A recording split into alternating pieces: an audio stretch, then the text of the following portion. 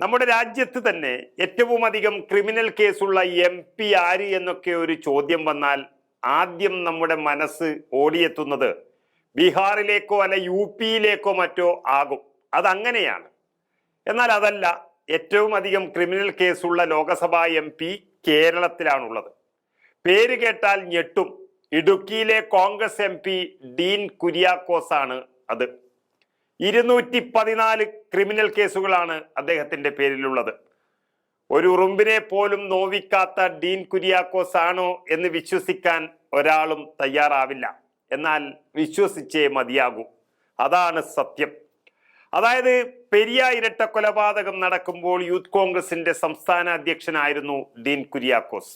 സംസ്ഥാനത്ത് യൂത്ത് കോൺഗ്രസ് ഒരു തവണ മാത്രമാണ് ഹർത്താലിന് ആഹ്വാനം ചെയ്തിട്ടുള്ളത്. അത് ഈ പെരിയ ഇരട്ട കൊലപാതകത്തിൽ പ്രതിഷേധിച്ചുകൊണ്ടായിരുന്നു ആ സമരം. സമരവുമായി ബന്ധപ്പെട്ട് വിവിധ പോലീസ് സ്റ്റേഷനുകളിലായി 214 കേസുകളിലാണ് കേരളത്തിൽ ഉടനീളം ഡീൻ കുര്യാക്കോസിനെതിരെ രജിസ്റ്റർ ചെയ്തത്. കാരണം ഹൈക്കോടതിയുടെ കർശനമായ നിർദ്ദേശം ഹർത്താലിനെതിരെ ഉണ്ടായിരുന്നു.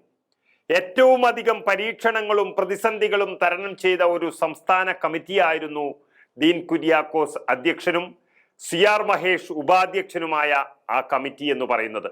രണ്ടുപേരും വളരെ ജനകീയരായതുകൊണ്ട് മാത്രം പിടിച്ചു നിന്നു എന്ന് വേണമെങ്കിൽ പറയാം. 2018 കണ്ണൂർ മട്ടന്നൂരിൽ ഷുഹൈബ് കൊല്ലപ്പെടുമ്പോൾ ഇവർ തന്നെയായിരുന്നു കമ്മിറ്റി അധ്യക്ഷനും ഉപാധ്യക്ഷനും.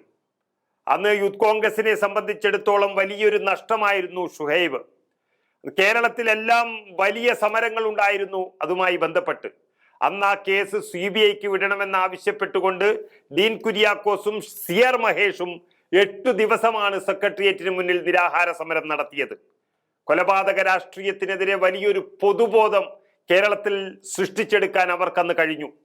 എന്നാൽ കൃത്യം 1 വർഷം കഴിയുമ്പോഴാണ് പെരിയ ഇരട്ട കൊലപാതകം നടക്കുന്നത്.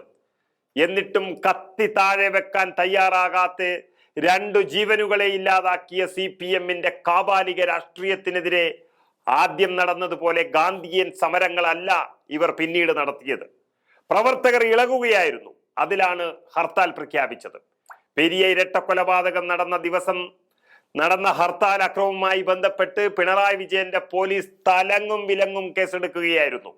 ഹൈക്കോടതിയുടെ നിർദ്ദേശത്തിന്റെ പിൻബലം പറ്റിക്കൊണ്ട് 100 കണക്കിന് കേസുകൾ ചാർത്തപ്പെട്ടു. അന്ന് കോടതിയിൽ നിന്നും കോടതികളിലേക്കുള്ള ഓട്ടമായിരുന്നു പിന്നീട് ഡീൻ കുര്യാക്കോസിനെ സംബന്ധിച്ചിടത്തോളം.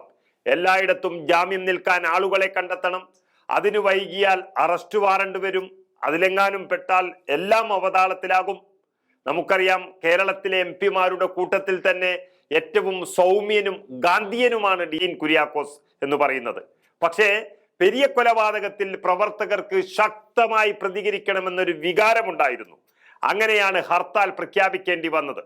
യൂത്ത് കോൺഗ്രസിന്റെ ചരിത്രത്തിൽ നടത്തിയ ഒരേ ഒരു ഹർത്താൽ ആണിതെന്ന് പറയേണ്ടി വരും. ജനങ്ങൾ ആ ഹർത്താലിനെ 100% നെഞ്ചോട് ചേർത്ത് ഏറ്റെടുത്തു.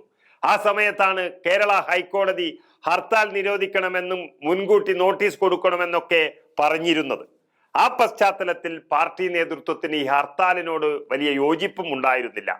ഒരു നേതാവും ഡീൻ കുര്യാക്കോസ് അടക്കമുള്ള യൂത്ത് കോൺഗ്രസുകാരോട് ഇത് സമ്മതിച്ചില്ല. യൂത്ത് കോൺഗ്രസിന്റെ സ്വന്തം റിസ്കിൽ തന്നെയാണ് ഫേസ്ബുക്കിലൂടെ ഈ ഹർത്താൽ പ്രഖ്യാപിച്ചുകൊണ്ട് പോസ്റ്റിട്ടത്. CPM കോട്ടകളായിരുന്ന പലയിടങ്ങളിൽ പോലും അന്ന് ഒരു വാഹനവും അനങ്ങിയിട്ടില്ല, നിരത്തിലിറങ്ങിയിട്ടില്ല.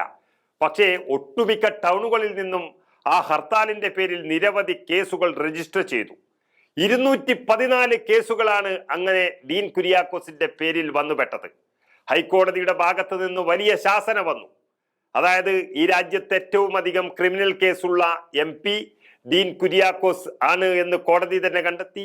MP ആയതുകൊണ്ട് മാത്രമാണ് അദ്ദേഹം അന്ന് ജയിലിലാകാത്തതും അതിന്റെ ആഘാതം അനുഭവിക്കാത്തതും എന്നുള്ളത് ഉറപ്പാണ്. അല്ലെങ്കിൽ ഡീൻ കുര്യാക്കോസ് ജയിലിലാകുമായിരുന്നു. പെരിയ ഇരട്ട കൊലപാതകത്തിന്റെ പേരിൽ നടത്തിയ ഹർത്താലിന്റെ പേരിലാണ് ഈ കേസുകളെല്ലാം എന്നിരിക്കെ നീതിക്ക് വേണ്ടി നടത്തിയ ആ ധർമ്മസമരത്തിന്റെ വിജയം കൂടിയാണ് ഇത്.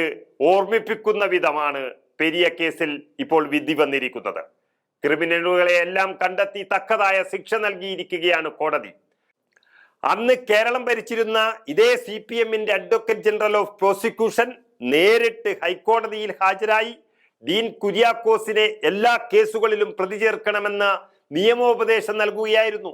അത്രയ്ക്കും പകവീട്ടി ഒരു നേതാവിനെ നശിപ്പിക്കാൻ നോക്കിയിട്ടും ജനങ്ങളുടെ പൂർണ്ണ പിന്തുണയോടെ അദ്ദേഹം MP ആയി മാറിയിരിക്കുന്നു. അങ്ങനെ രാജ്യത്തെ ഏറ്റവും കൂടുതൽ ക്രിമിനൽ കേസുള്ള MP.